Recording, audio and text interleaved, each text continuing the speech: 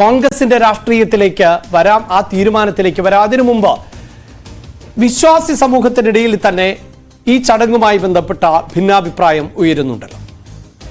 അതെ അഭിലാഷ, ഈ തർക്കത്തിന് വലിയൊരു പുതിയൊരു മാനം വന്നിരിക്കുകയാണ്. കാരണം ഈ അയോധ്യയിലെ രാമക്ഷേത്രത്തിൻ്റെ പ്രതിഷ്ഠ ചടങ്ങിൽ പങ്കെടുക്കണോ വേണ്ടോ എന്ന വിവാദം മുറുകുന്നതിൻ്റെ ഘട്ടത്തിൽ അതിൽ കോൺഗ്രസ് സ്വീകരിച്ച നിലപാട് എത്രമാത്രം ശരിയാണ് തെറ്റാണെന്നൊക്കെ ചർച്ചകൾ മുറുകുന്ന ഘട്ടത്തിലാണ് ശങ്കരാചാര്യന്മാരുടെ ഈ അഭിപ്രായം പുറത്തു വന്നിട്ടുള്ളത്. അപ്പോൾ ഉത്തരാഖണ്ഡിലെ ജ്യോതിഷപീഠത്തിൽ നിന്നുള്ള ശങ്കരാചാര്യർ അവിമുക്തേശാനന്ദ സരസ്വതി അദ്ദേഹം പറയുന്നത് ഇതുമായി യോജിക്കേണ്ട എന്നൊരു നിലപാട് പുറത്തു വന്നു എന്നാണ്. അതേസമയം പുരിയിൽ നിന്നുള്ള ശങ്കരാചാര്യരും നിശ്ചലാനന്ദ സരസ്വതിയും സമാനമായ നിലപാട് തന്നെയാണ് വ്യക്തമാക്കിയിരിക്കുന്നത്.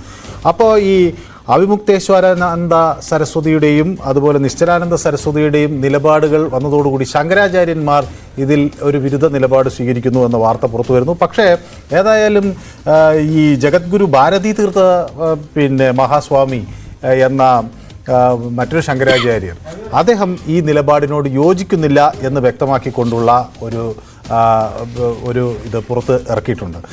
അപ്പോൾ ഇതിൽ നിന്ന് വ്യക്തമാകുന്നത് അവർക്കിടയിൽ തന്നെ ഒരു അഭിപ്രായ വ്യത്യാസം ഉണ്ട് എന്നതാണ്. അപ്പോൾ ശൃംഗേരി മഠം എന്തായാലും ഈ പ്രതിഷ്ഠാ ചടങ്ങുകൾക്കൊപ്പം നിൽക്കുന്നു. അതേസമയം ഉത്തരാഖണ്ഡിലെയും പുരിയിലെയും ശൃംഗേരി മഠം ഒപ്പം നിൽക്കുന്നു എന്ന് പറഞ്ഞാൽ ഈ മിക്കവാറും നരേന്ദ്രമോദി പ്രധാനമന്ത്രി പങ്കെടുക്കുന്ന പൂജകളിൽ ഒക്കെ നേതൃത്വം വഹിക്കുന്നത് ശൃംഗേരി മഠമാണ്. ഇപ്പോൾ പാർലമെന്റ് മന്ദിരത്തിന്റെ ശിലാസ്ഥാപന സമയത്തടക്കം നേതൃത്വം നൽകിയിരുന്നു. അതെ, ഏതായാലും അവർ പങ്കെടുക്കുന്നില്ല എന്ന തരത്തിലുള്ള വാർത്തകൾ വ്യാജമാണ് എന്ന് വ്യക്തമാക്കിക്കൊണ്ടൊരു വാർത്താക്കുറിപ്പ് അവർ നടത്തുകയും ചെയ്തിട്ടുണ്ട്. എന്തായാലും നമുക്ക് ഈ സ്വാമി നിശ്ചലാനന്ദ സരസ്വതിയുടെ ആരോപണം എന്നത് പൂജ പഠിച്ച ആചാര്യന്മാർക്ക് പകരം പ്രധാനമന്ത്രിയാണ് എല്ലാം ചെയ്യുന്നത് എന്നുള്ളതാണല്ലോ. അതിൽ ഈ പ്രതിഷ്ഠാ സമയത്ത് ഗർഭഗൃഹത്തിൽ 5 പേർക്ക് മാത്രമാണ് പ്രവേശനം നൽകുന്നത്. ആ പ്രവേശനം നൽകിയിട്ടുള്ള ആളുകൾ ആരൊക്കെയാണ് എന്ന് പരിശോധിക്കുമ്പോഴാണ് ശങ്കരാചാര്യന്മാർ പറയുന്നത് പ്രസക്തമാകുന്നത്. അതിൽ 1 പ്രധാനമന്ത്രി നരേന്ദ്രമോദിയാണ്, 2 ഉത്തർപ്രദേശിലെ മുഖ്യമന്ത്രിയാണ്, പക്ഷേ അദ്ദേഹം ഒരു സന്യാസ ജീവിതം കൂടി നയിക്കുന്ന ആളാണ്, യോഗി ആദിത്യനാഥ്. മോഹൻ ഭഗവത് ആരാണ് എന്നറിയാം, ആനന്ദീബെൻ പട്ടേലിനെ കുറിച്ചും അറിയാം. ഇതിന് ഒപ്പം ആണ് മുഖ്യ പുരോഹിതൻ കൂടി ഇതിന്റെ ഭാഗമാകുന്നത്. ഈ ഒരു പശ്ചാത്തലത്തിലായിരിക്കണമല്ലോ ഈ വിമർശനം, മനു. അല്ല, സ്വാഭാവികമായും ഇത് കൂടുതൽ വലിയ ഒരു വിഷയത്തിലേക്കാണ് വിരൽ ചൂണ്ടുന്നത്. സാധാരണഗതിയിൽ ഈ പൗരോഹിത്യം അല്ലെങ്കിൽ ഈ പൂജാവിധികൾ ചെയ്യാനൊക്കെ ഒരു ഉത്തരവാദിത്തപ്പെട്ട ഒരു വിഭാഗമുണ്ട് എന്ന കാഴ്ചപ്പാടിൽ നിന്ന് വ്യത്യസ്തമായാണ് ഇതിൻ്റെ ശിലാന്യാസം തൊട്ട് അല്ലെങ്കിൽ ഇവിടെ മറ്റു കാര്യങ്ങൾ നടക്കുന്നത്, പ്രതിഷ്ഠാ ചടങ്ങുകൾ നടക്കുന്നത് എന്ന് കൂടി ഉള്ളത് ഒരു പ്രധാന BJPക്ക് നേട്ടമാകും എന്നാണ് ഞാൻ കരുതുന്നത്. കാരണം ഇവിടെ ഒരുപക്ഷെ അല്ലെങ്കിൽ ആ തന്ത്രവിധികളൊക്കെ പഠിക്കാത്ത ആളുകൾ അല്ലെങ്കിൽ പൂജാവിധികൾ പഠിക്കാത്ത ആളുകൾ, അദ്ദേഹം പൂജയിലൊന്നും പങ്കെടുക്കുന്നില്ല, അതിനാണ് അവിടെ പുരോഹിതനുള്ളത്.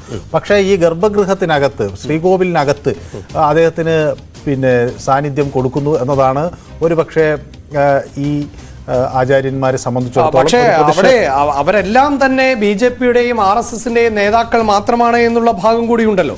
അല്ല, അത് പ്രധാനമന്ത്രിയാണ്, മറ്റത് RSSന്റെ സർസംഘചാലകാണ്, മൂന്നാമത്തേത് ഉത്തർപ്രദേശിന്റെ ഗവർണറാണ്, നാലാമത് ഉത്തർപ്രദേശിന്റെ മുഖ്യമന്ത്രിയാണ്. അങ്ങനെ ഉള്ള 4 പേർക്കാണ് ഇതിൽ പ്രവേശനം കിട്ടിയിട്ടുള്ളത്. ഏതായാലും ഇതിനെ സംബന്ധിച്ചുള്ള ഒരു തർക്കം ആണ് അവർ ഉന്നയിക്കുന്നത്. ഇങ്ങനെ പൂജാവിധികൾ അറിയാത്ത ആളുകൾക്ക് എന്താണ് അതിൽ കാര്യമെന്ന്. സ്വാഭാവികമായും ഇതിനകത്തേക്ക് ഈ ക്ഷേത്രത്തിന്റെ ഇതുമായി ബന്ധപ്പെട്ട സമിതിയാണല്ലോ തീരുമാനിക്കേണ്ടത് ആരാണ് പൂജ ചെയ്യേണ്ടത്, അല്ലെ ആരാണ് അതിന്റെ ഗർഭഗൃഹത്തിനകത്തേക്ക് കടക്കേണ്ടതെന്ന്. അത് ഇന്ന വിഭാഗത്തിൽപ്പെട്ട ആളുകൾക്ക് മാത്രമേ കടക്കാവൂ എന്നത് സംബന്ധിച്ച് എന്തെങ്കിലും ലിഖിതമായ നിയമങ്ങളുണ്ടോ, ഉണ്ടെങ്കിൽ അത് നിലനിർത്തേണ്ടതുണ്ടോ എന്നൊക്കെയുള്ള വലിയ ചോദ്യങ്ങൾക്കാണ് അതിപ്പോൾ എനിക്ക് തോന്നുന്നു